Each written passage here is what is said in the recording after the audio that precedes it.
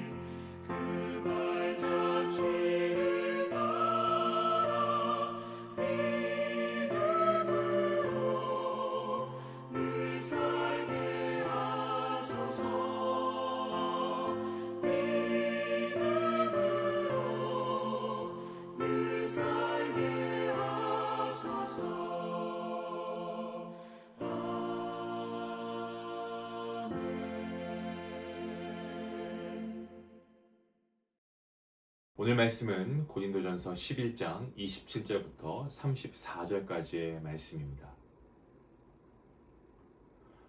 네, 함께 말씀 읽도록 하겠습니다. 27절 말씀부터 함께 봅니다. 그러므로 누구든지 주의 떡이나 잔을 합당하지 않게 먹고 마시는 자는 주의 몸과 피에 대하여 죄를 짓는 것이니라.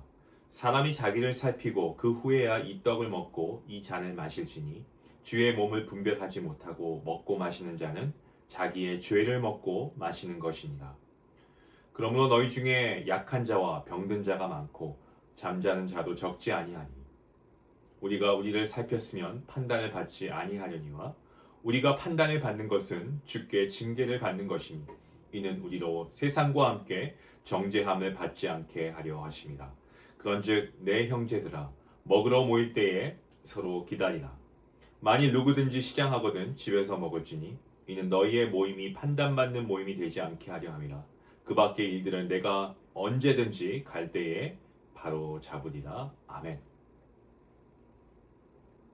예수님께서 십자가에 달려 돌아가시기 전, 십자가를 지시기 전날 밤 이 가룟 유다의 배신으로 잡히시기 직전에 제자들과 마지막 만찬을 나누셨습니다. 그 자리에서 예수님께서는 떡과 잔을 나눠주시면서 떡은 우리를 위해 찢기신 주님의 몸을, 그리고 잔은 죄사함을 흘리실 주님의 피를 기념하는 것이다 라고 말씀하셨습니다. 이것이 바로 성찬 예식의 시작입니다. 때문에 성찬은 단순한 어떤 의식이 아니고 행사가 아니고 죄인을 위해 죽으신 예수 그리스도의 십자가의 사랑을 기억하고 그 복음을 전하는 거룩한 예식인 것입니다. 하지만 우리가 어제 말씀을 통해서 고린도 교회는 이러한 성찬의 본래 의미를 잃어버린 것을 보았습니다. 일부 부유한 성도들 자신들이 가져온 음식과 포도주를 자기들끼리 먼저 먹고 마시고 심지어 취한 이들도 있었다라고 합니다. 반면 가난한 성도들 먹을 것이 없어가지고 굶주린 채 예배에 참여해야 했습니다. 그러니까 성찬은 모두가 함께 참여하는 은혜의 자리가 되어야 되는데 그게 아니고 부유한 자들의 잔치처럼 변질되었던 것입니다. 이에 대해서 바울이 아주 강하게 책망하지 않습니까? 누구든지 주의 떡이나 잔을 합당치 않게 먹고 마시는 자는 주의 몸과 피를 범하는 죄가 있다.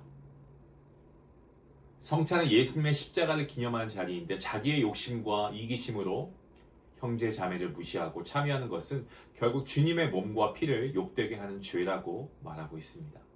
특별히 바울은 형제에게 죄를 짓는 것이 곧 예수 그리스도께 죄를 짓는 것이다 라고 보았습니다. 예수님의 피로 주고 사신 그 형제를 무시하는 이 행위는 결국 십자가의 사랑을 짓밟는 그런 행위이기 때문에 그렇습니다. 고린도 교회의 부유한 자들은 자신들은 신앙생활은 잘하고 있다라고 생각했을지 모르겠습니다만은 하지만 실제로 교회 안에 연약한 자들과 또한 가난한 자들을 외면했습니다. 눈에 보이는 그들의 지체를 사랑하지 못하면서 하나님을 사랑한다라고 말할 수는 없는 것입니다. 때문에 바울은 성찬에 참여하기 전에 반드시 자신을 돌아보고 그리고 자기가 어떠한 모습을 가지고 있는가를 살펴볼 것을 권면하고 있습니다. 사람이 자기를 살피고 그 후에야 이 떡을 먹고 이 잔을 마실지니 라고 말하고 있는 이유가 바로 여기에 있죠. 단순히 그냥 의식적으로 아니면 형식적으로 자신을 점검하라는 말이 아니고 하나님 앞에서 자신의 죄를 철저히 회개하고 성찬에 참여하라는 겁니다. 성찬은 죄인을 위해 몸을 찢으시고 피를 흘리신 예수님의 은혜를 기억하는 자리다라고 제가 거듭 말씀드렸습니다. 그런데 회개하지 않은 채 여전히 욕심과 교만을 품고 참여한다면 그것은 자신의 죄를 먹고 마시는 것과 같다고 사도 바울이 이야기하고 사실 이것은 이야기하는 것이 아니라 경고의 말씀이죠. 실제로 고린도 교회 안에서는 성찬을 가볍게 여기다가 하나님의 징계를 받은 이들이 있었습니다. 병든 자들도 있었고요. 심지어 죽은 자들도 적지 않았습니다. 바울은 이것이 하나님께서 그들의 죄를 깨닫게 하시기 위한 징계이다 라고 설명하고 있습니다. 하지만 중요한 것은 하나님께서 고린도 교회를 포기하지 않으셨다라고 하는 이 사실이 정말 중요합니다. 하나님께서는 징계를 통해서라도 그들이 죄를 깨닫고 다시 회개하고 하나님께 돌아오기를 원하셨습니다. 마치 부모가 사랑하는 자녀를 바른 길로 인도하기 위해 훈계하듯이 아버지가 사랑하는 자녀를 바른 길로 인도하기 위해서 책망하듯이 하나님께서도 교회를 회복하시기 위해서 책망하고 계신 것입니다. 그래서 바울은 마지막으로 성도들에게 서로 기다리라 라고 권면하고 있습니다. 먼저 온 사람들끼리 먹지 말고 늦게 오는 가난한 자들과 함께 그 형제들과 노동하는 성도들까지 함께 올 때까지 다 함께 이들이 모일 때까지 기다릴 것을 이야기합니다. 성찬은 혼자 배불리 먹는 자리가 아니고 예수 그리스도의 사랑 안에서 함께 나누는 자리이기 때문에 그렇습니다. 사랑하는 성도 여러분, 우리도 하나님 앞에서 우리 자신을 돌아보아야 할 줄로 믿습니다. 혹시 내 욕심과 이기심 때문에 혹시 교회 지체를 또 나의 사랑하는 이 믿음의 공동체를 배려하지 못하고 그렇게 살아가고 있지는 않습니까? 성찬은 다시 말씀드립니다. 십자가의 사랑을 기억하고 우리가 주님 안에서 서로 이 믿음의 공동체가 하나 되고 사랑하고 섬기는 그러한 자리입니다. 거룩한 주님의 부르심입니다. 우리 모두가 예수 그리스도의 사랑을 본받아서 우리의 지체를 사랑하고 귀하게 여기고 하나님 앞에서 자신을 늘 살피며 성숙한 믿음으로 살아갈 수 있는 주님의 자녀들 모두가 될 수 있기를 간절히 기도합니다. 기도하시겠습니다. 은혜가 풍성하신 하나님 아버지 감사합니다. 우리를 위해 몸을 찢으시고 피를 흘리신 예수 그리스도의 십자가의 사랑을 우리가 기억합니다. 우리가 우리의 교회를 더 사랑하지 못하고 우리에게 허락하신 지체를 사랑하지 못하고 그저 내 만족과 내 유익만을 앞세웠던 모습을 먼저 하나님 앞에 내어놓고 회개합니다. 주님, 우리를 긍휼히 여겨주시옵소서. 하나님 앞에서 내 자신만을 위해 살아갔던 모습을 주님 앞에 내어놓고 회개하오니 주님께서 아버지 우리의 죄를 용서해 주시고 교회 안에서 이제는 정말 십자가의 사랑으로 하나 되는 귀한 믿음의 공동체가 되게 하시고 우리의 예배와 삶이 주님의 기쁨이 될 수 있도록 인도하여 주시옵소서. 이러한 은혜의 믿음의 행함이 아버지 나로부터 시작할 수 있도록 오늘 말씀을 통하여서 우리를 변화시켜 주시고 새로운 믿음의 공동체로 아버지 우리가 세워져 갈 수 있도록 하나님 우리를 사용하여 주시옵소서. 감사하며 예수님의 이름으로 기도하옵나이다. 아멘. 성찬의 의미를 우리가 좀 기억하면서 좀 조용히 자신을 돌아보는 시간을 가져볼 수 있으면 좋겠습니다. 특별히 아직 회개하지 못한 죄나 또 믿음의 공동체의 관계 가운데 좀 얽히고 설켜 있는 그런 관계가 있다면 여러분 먼저 여러분이 화해의 손길을 내밀 수 있기 원합니다. 우리의 관계가 온전치 못한 가운데 하나님께 예배하는 것은 옳지 않습니다. 우리의 사랑하는 지체를 위해서 기도하고 우리의 교회를 사랑하고 우리가 섬길 수 있는 믿음의 모습이 될 수 있기 원합니다. 거룩한 성찬식에 우리가 하나님의 사람들로서 거룩함을 입고 참여할 수 있으면 좋겠습니다. 우리 말씀 생각하시면서 함께 기도하며 나아갑니다.